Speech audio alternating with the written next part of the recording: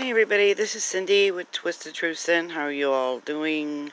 I'm hoping that this is a hoax, but I did run across this on 9/17, the day it was posted on Facebook. A book, Letters from Christopher, by author Cheralyn Cadle.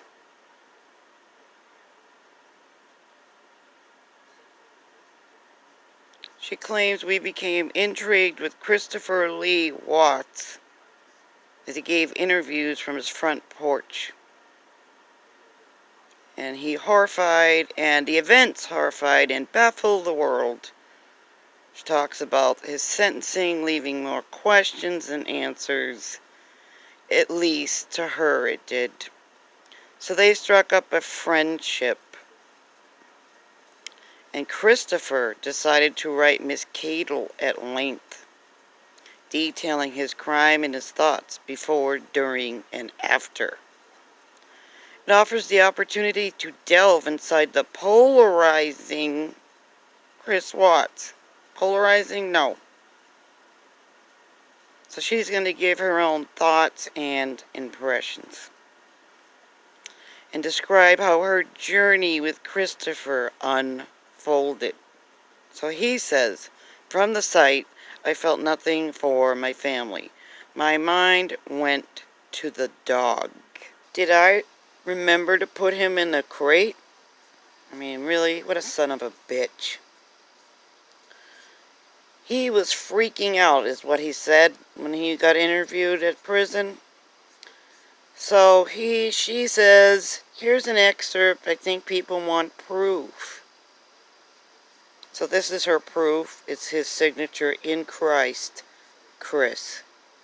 And then she titled it, Mail Time. Lady, grow up.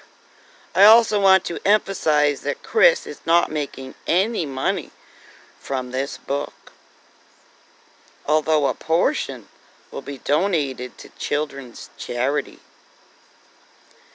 And then she has another caption, Christopher's Tragic Confessions. She reminds us that he has signed a contract and gave his permission for his letters to be published in this book. So, I'm questioning a contract, his permission, and I think seriously, really, no. Maybe she forgets that he actually was sued for wrongful death by Shanann's parents on the same day he was sentenced. And one of the key reasons was to prevent him from making any money if he should choose to write a book or sell the rights to his story. Chris Watts has acknowledged the lawsuit, and he never responded to the complaint. He never lawyered up. And so the Rusek family won their case by default judgment, and it prevents him from profiting from the murders in any way, ever. I mean, either directly or indirectly, right? I really hope the Rusek family sues her and him and profits from the book, if it gets put out there. So she's affiliated with Bible League International out of Texas, but the entity state is Illinois. And all the directors are listed in Illinois.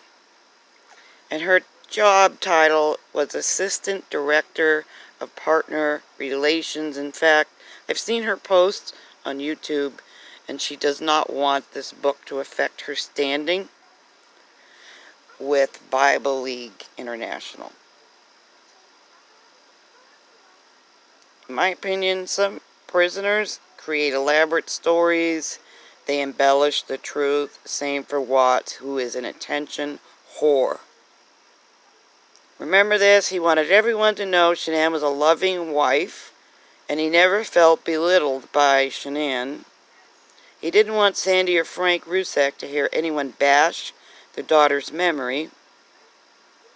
He felt like Shanann's family could start to have closure, didn't want everyone to have to relive what happened over and over for years.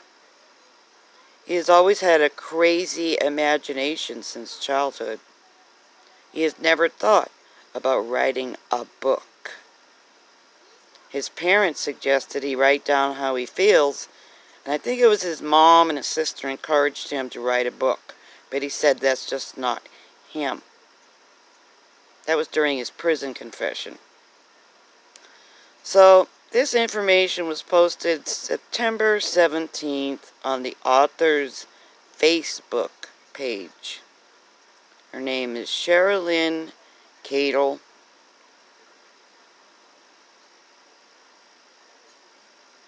I'm seriously kind of at a loss for words.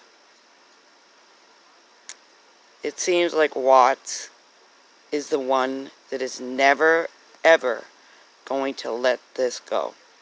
And neither are his family. It's just wrong.